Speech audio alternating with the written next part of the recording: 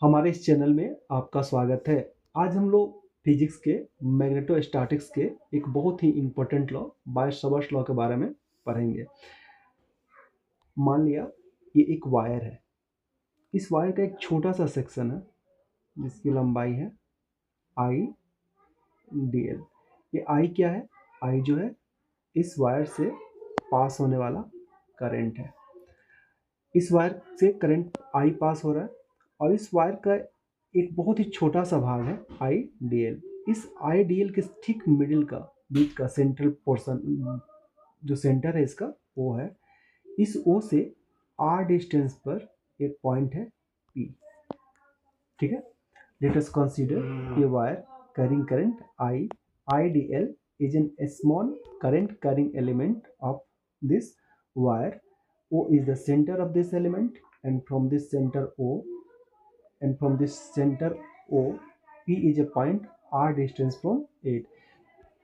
By applying Bart's-Savart's law, we will try to find out magnetic field at point P. BART-Savart law के द्वारा हम लोग point बिंदु P पर magnetic field का मान कितना होगा, वैल्यू कितना होगा वो ज्ञात कर सकते हैं। तो BART-Savart law states that, BART-Savart law के अनुसार magnetic field at A point P r distance from O, center of a current carrying element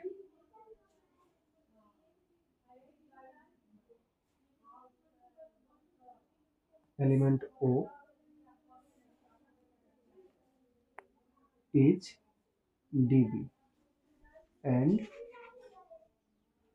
dB will be directly proportional to I dl, current carrying element, directly proportional to sin theta and directly proportional to 1 by r square. Here यहाँ sin theta क्या है? Angle है किसके किसके बीच का? OB और ये current carrying element का जो डायरेक्शन है उसके बीच का एलिमेंट है, एंगल है थीटा।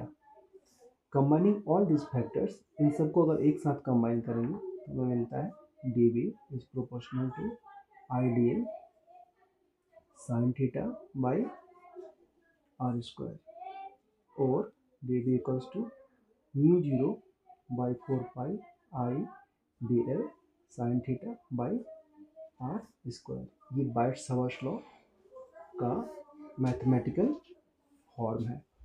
बार्ट-सावर्त लॉ के द्वारा हम एक current carrying element I D L से आर डिस्टेंस पर स्थित बिंदु P, पॉइंट P पर हम लोग मैग्नेटिक फील्ड ज्ञात कर सकते हैं। बार्ट-सावर्त लॉ को वेक्टर फॉर्म में भी लिख सकते हैं। आप D B equals to mu zero by 4 pi I D L cross R by R square.